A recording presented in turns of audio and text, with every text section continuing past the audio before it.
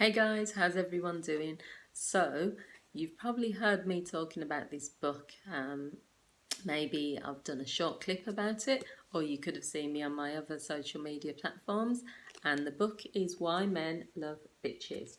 Now, what I want to say to people is that don't just be put off by titles of books because even the author Sherry Argov has said that she is using the title in more of a humorous way.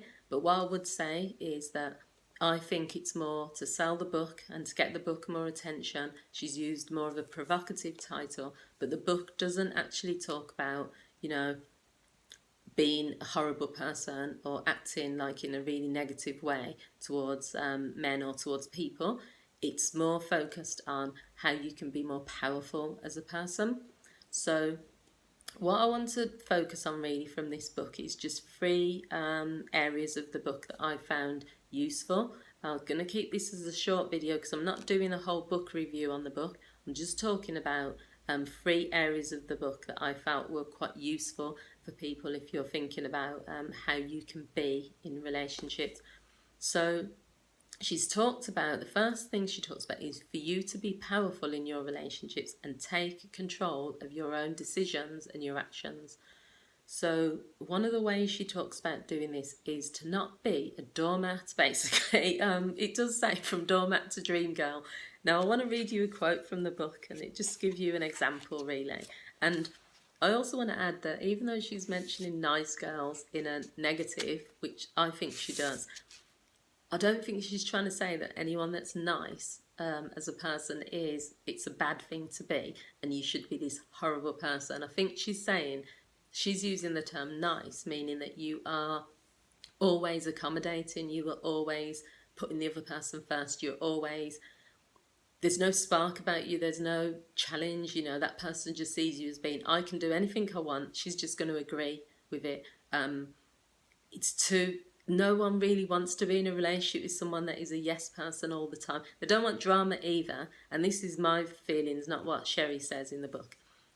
My personal thoughts, and this is me as well as a person, I don't want a yes person, but I also don't want someone who's drama and there's always, police knocking at your door or they're always arguing with you. I would say I want a balance of a person who has got their own mind, speaks their mind, challenges you, stimulates you, but at the same time, they're kind, they're gentle as well. But nice is just a word, it's just a bit bland. You don't want a boring relationship. So this quote says, the nice girl thinks she's giving up something to get something better in return. She gives up control over her own life. When the time comes for her to get what she had expected in the relationship, she winds up disappointed. In addition to being empty-handed, she's depleted. So what Sherry's saying, I think, there is that if you're a nice person or a nice girl, and as I've said, people are going to think about the term nice girl and think, what's the problem with that? If you're a doormat then, and you are just continuously giving to this person, you're doing everything for them. What people have to understand, and this is my feelings, personal feeling, is your impression is that you think that's what a man wants because you think that why wouldn't a man want someone having his dinner on the table all the time, doing his laundry for him, but you're not his mum, and that's the second bit. She says don't act like someone's mum. If you do all those things for a man, you actually I can't even pronounce what the word. I think it's emasculating. I think it is, or demasculating. Anyway, I should know that word. You're taking away his masculinity because what has he got to get excited about? What has he got to feel? Men want to be in that masculine energy a lot of the time. That's why they go to the gym and they lift those weights. That's why they compete with each other. That's why they will stay up late and see who can drink the most or do whatever. If everything's perfect and you're doing all of that stuff for him, he's got no challenge there. So what she's saying is that don't be mothering him. That's another bit. Don't be saying things like, oh, you need to tuck your shirt in. Oh, I've made you sandwiches for you. Here you are, like he's a little boy or something. And I get what she's saying. And that's the whole point of the book. It's not that men like bitches, meaning that they want someone to beat them up or to get jealous and beat up another girl or to be shouting at them. She means they don't want a doormat. They want someone that will let them be men. Some of the examples she gives is Don't keep saying to a guy, you have to phone me. If you're going to stay out late, make sure you let me know. Or when he doesn't phone you, when he says he's going to go mad at him, or when he comes in through the door, at certain times, stop getting on his case. All of this stuff isn't new things. All the things she's talking about actually make a lot of sense because they've been talked about in other books. I've got a book called Getting to I Do by Dr. I can't remember, Patricia Allen, and she talks about, these women have done research with men in these books. They're not just talking as women and they're just saying their own thing. And I really can relate to the book because she's saying don't make him feel like he has to ask your permission to do things.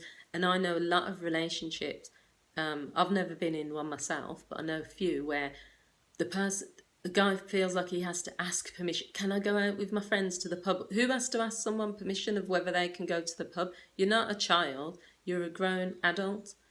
If you want to say, you can say, I'm going down to the pub and I'll be back later.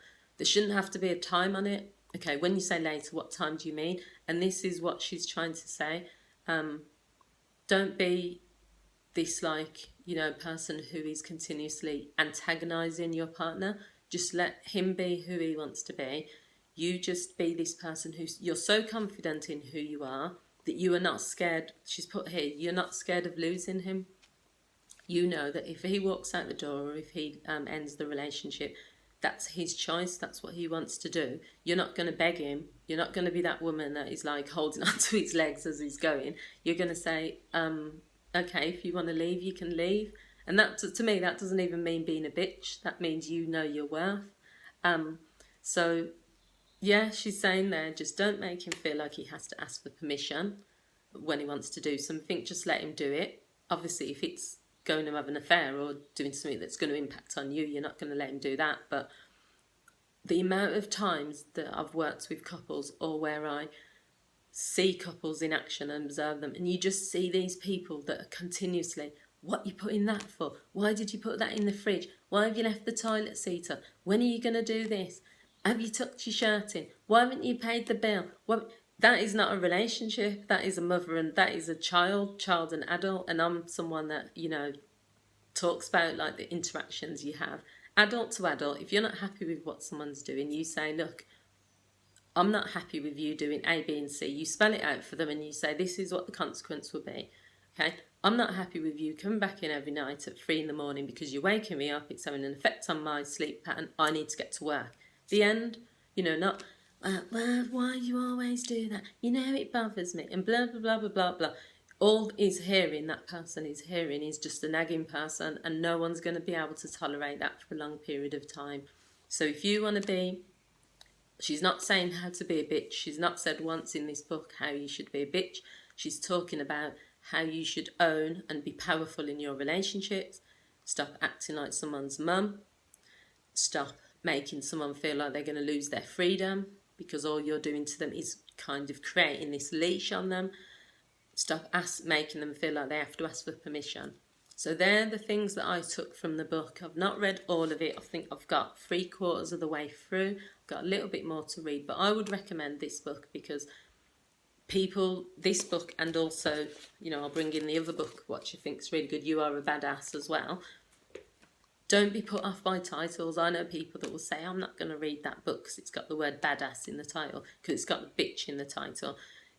You've got to understand that's what they're using to sell. But until you've read it for yourself, then you can make a decision of whether you like the content or not. So I hope you found this video useful.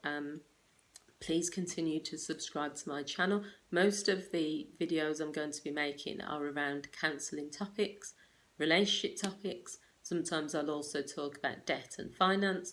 Anything really that affects people that might bring them to counselling or that might have a negative impact on their life is what I usually talk about on my channel. And if you want to share, I'm happy for you to share this to your social media networks, for you to like. Any comment that's left, I will find time to reply to the comment. Thanks for watching, guys, and I will see you all again on another video soon. Take care. Bye.